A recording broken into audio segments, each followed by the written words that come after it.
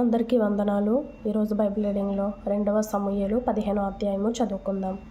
ఇది అయిన తరువాత అబ్షాలోము ఒక రథమును గుర్రములను సిద్ధపరిచి తన ఎదుట పరిగెత్తుటకై 50 మంది బంటులను ఏర్పరచుకొనెను.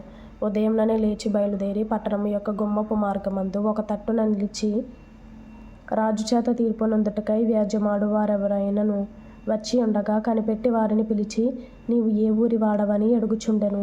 నీ దాసుడనైన నేను ఇశ్రాయేలీయుల గోత్రములలో ఫలాని దానికి చేరిన వాడనని వాడు చెప్పగా, అబ్షాలోము నీ వ్యాజ్యము సరిగాను న్యాయముగాను ఉన్నది గాని దానిని విచారించుటకై నియమింపబడిన వాడు రాజునొద్ద ఒకడును లేడని చెప్పి, నేను ఈ దేశమునకు న్యాయాధిపతినై యుండుట ఎంత మేలు. అప్పుడు వ్యాజ్యమాడు వారు నా యొద్దకు వత్తురు, నేను వారికి న్యాయము తీర్చుదునని చెప్పుచు వచ్చెను. మరియు తనకు నమస్కారము చేయుటకై ఎవడైనను తన దాపునకు వచ్చినప్పుడు అతడు తన చేయి చాపి అతని పట్టుకొని ముద్దు పెట్టుకొనుచు వచ్చెను. తీర్పు నొందుటకై రాజునొద్దకు వచ్చిన ఇశ్రాయేలీయులకందరికి అబ్షాలోము ఈ ప్రకారము చేసి ఇశ్రాయేలీయులనందరినీ తన తట్టు త్రిప్పుకొనెను. 4 సంవత్సరములు జరిగిన మీదట, 4 అనే మాటకి కింద ఫుట్నోట్లో నలువది అని ఉంది. అబ్షాలోము రాజునొద్దకు వచ్చి, నీ దాసుడనైన నేను సిరియా దేశమునందలి గెషూరునందుండగా యెహోవా నన్ను యెరూషలేమునకు తిరిగి రప్పించిన ఎడల నేను ఆయనను సేవించెదనని మొక్కుకొంటిని గనుక నేను హెబ్రోనునకు పోయి యెహోవాకు నేను మొక్కుకొనిన మొక్కుబడి తీర్చుకొనుటకు నాకు సెలవిమ్మని మనవి చేయగా రాజు సుఖముగా పొమ్మని సెలవిచ్చెను. గనుక అతడు లేచి హెబ్రోనునకు పోయెను. అబ్షాలోము మీరు బాకానాదము వినునప్పుడు అబ్షాలోము హెబ్రోనులో ఏలుచున్నాడని కేకలు వేయుడని చెప్పుటకై ఇశ్రాయేలీయుల గోత్రములన్నిటి యొద్దకు వేగుల వారిని పంపెను. విందునకు పిలువబడి ఉండి 200 మంది యెరూషలేములో నుండి అబ్షాలోముతో కూడా బయలుదేరియుండిరి.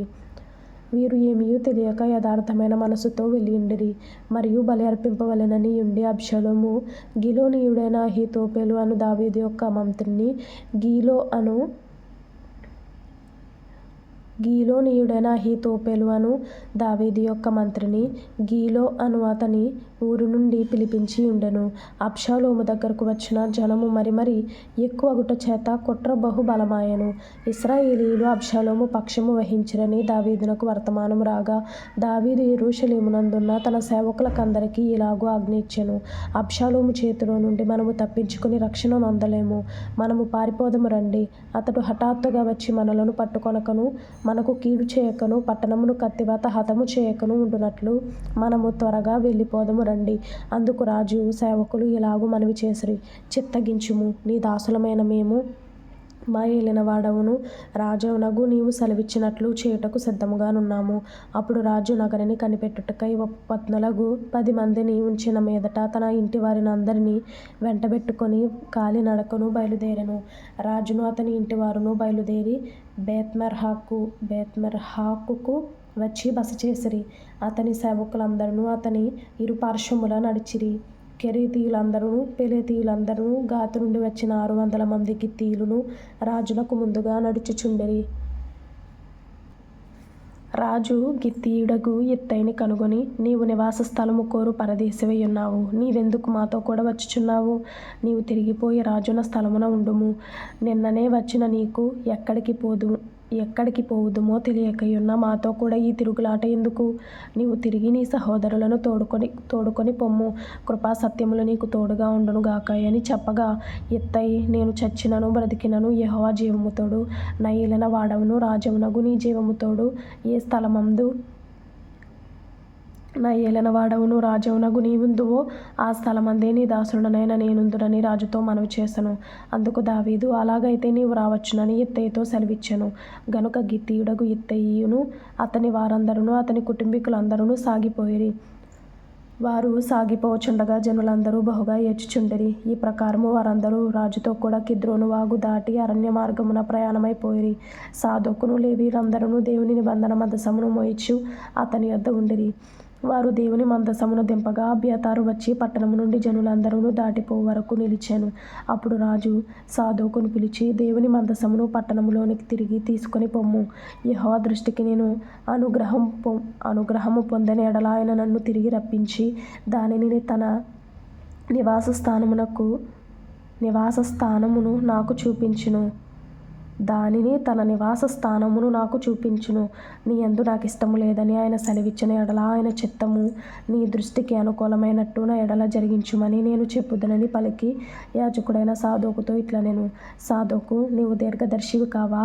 శుభముంది నీవును నీ కుమారుడుగా అహిమయస్సు అబ్యాతారునకు పుట్టిన యోనాతాను అను నీ 2 కుమారులను పట్టణమునకు పోవలెను. ఆలకించుము. నీ యొద్ద నుండి నాకు రూఢి అయిన వర్తమానము వచ్చే వరకు నేను అరణ్యమందలి రేవుల దగ్గర నిలిచియుందును. కాబట్టి సాదోకును అబ్యాతారును దేవుని మందసమును యెరూషలేమునకు తిరిగి తీసుకొని పోయి అక్కడ నిలిచిరి. అయితే దావీదు ఒలీవ చెట్ల కొండ ఎక్కుచూ ఏడ్చుచూ తల కప్పుకొని పాదరక్షలు లేకుండా కాలినడకను వెళ్ళెను. అతని యొద్దనున్న జనులందరూ తలలు కప్పుకొని ఏడ్చుచూ కొండ ఎక్కిరి. అంతలో ఒకడు వచ్చి అబ్షాలోము చేసిన కుట్రలో అహీతోపెలు చేరియున్నాడని దావీదునకు తెలియజేయగా, దావీదు, యెహోవా అహీతోపెలు యొక్క ఆలోచనను చెడగొట్టుమని ప్రార్థన చేసెను. దేవుని ఆరాధించు స్థలం ఒకటి ఆ కొండ మీద ఉండెను. వారు అచ్చటికి రాగా అర్కీయుడైన హూషై పై వస్త్రములు చింపుకొని తల మీద ధూళి పోసుకొని వచ్చి రాజును దర్శనము చేసెను. రాజు, నీవు నాతో కూడా వచ్చిన ఎడల నాకు భారముగా ఉందువు. నీవు పట్టణమునకు తిరిగిపోయి, రాజా, ఇంతవరకు నీ తండ్రికి నేను సేవ చేసినట్లు ఇకను నీకు సేవ చేసేదనని అబ్షాలోముతో చెప్పిన ఎడల నీవు నా పక్షపు వాడవై ఉండి అహీతోపెలు యొక్క ఆలోచనను చెడగొట్టగలవు. అక్కడ యాజకులైన సాదోకును అబ్యాతారును నీకు సహాయకులుగా నుందురు. కాబట్టి రాజనగరి యందు ఏదైనాను జరుగుట నీకు వినబడిన ఎడల యాజకుడైన సాదోకుతోనూ అబ్యాతారుతోనూ దాని చెప్పవలెను. సాదోకు కుమారుడైన అహిమయస్సు, అబ్యాతారు కుమారుడైన యోనాతాను అను వారి 2 కుమారులు అచ్చటనున్నారు. నీకు వినబడినదంతయు వారి చేత నా యొద్దకు వర్తమానము చేయుమని చెప్పి అతనిని పంపివేశెను. దావీదు స్నేహితుడైన హూషై పట్టణమునకు వచ్చుచుండగా అబ్షాలోమును యెరూషలేము చేరెను. తరువాత కీర్తనల గ్రంథం నుండి 143వ కీర్తన. దావీదు కీర్తన. యెహోవా, నా ప్రార్థన ఆలకింపుము, నా విన్నపములకు చెవియొక్కుము. నీ విశ్వాస్యతను బట్టియు నీ నీతిని బట్టియు నాకు ఉత్తరమిమ్ము.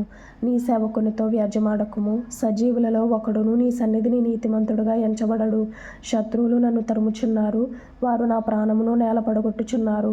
చిరకాలము క్రిందట చనిపోయిన వారితో పాటు గాఢాంధకారములో నన్ను నివసింపజేయుచున్నారు. కావున నా ఆత్మ నాలో కృంగియున్నది, నాలో నా హృదయము విస్మయమొందెను. పూర్వదినములు జ్ఞాపకము చేసుకొనుచున్నాను, నీ క్రియలన్నీయో ధ్యానించుచున్నాను. నేను నీ చేతుల పని యోచించుచున్నాను, నీ తట్టు నా చేతులు చాపుచున్నాను. ఎండిపోయిన భూమి వలె నా ప్రాణము నీ కొరకు ఆశపడుచున్నది. యెహోవా, నా ఆత్మ క్షీణించుచున్నది, త్వరగా నాకు ఉత్తరమిమ్ము. నేను సమాధిలోనికి దిగువారి వలె కాకుండునట్లు నీ ముఖమును నాకు మరుగు చేయకుము. నీ యందు నేను నమ్మికయుంచియున్నాను. ఉదయమున నీ కృపావార్తను నాకు వినిపింపుము. నీ వైపు నా మనస్సు నేను ఎత్తుకొనుచున్నాను. నేను నడవవలసిన మార్గము నాకు తెలియజేయుము. యెహోవా, నేను నీ మరుగుజొచ్చియున్నాను. నా శత్రువుల చేతిలో నుండి నన్ను విడిపింపుము. నీవే నా దేవుడవు. నీ చిత్తానుసారముగా ప్రవర్తించుటకు నాకు నేర్పుము. దయగలి నీ ఆత్మ సమభూమి గల ప్రదేశమందు నన్ను నడిపించునుగాక. యెహోవా, నీ నామమును బట్టి నన్ను బ్రతికింపుము. నీ నీతిని బట్టి నా ప్రాణమును శ్రమలో నుండి తప్పింపుము. నేను నీ సేవకుడను. నీ కృపను బట్టి నా శత్రువులను సంహరింపుము. నా ప్రాణము బాధపరుచు వారిని అందరినీ నశింపజేయుము. 1 సంవత్సరంలోపు బైబిల్ పూర్తి చేయాలి అనే ఆశ కలిగిన వారు ఫాలో చేయండి, లైక్ చేయండి, షేర్ చేయండి, సబ్స్క్రైబ్ చేసుకోండి. ప్రభు మీకు తోడైండును గాక. ఆమేన్.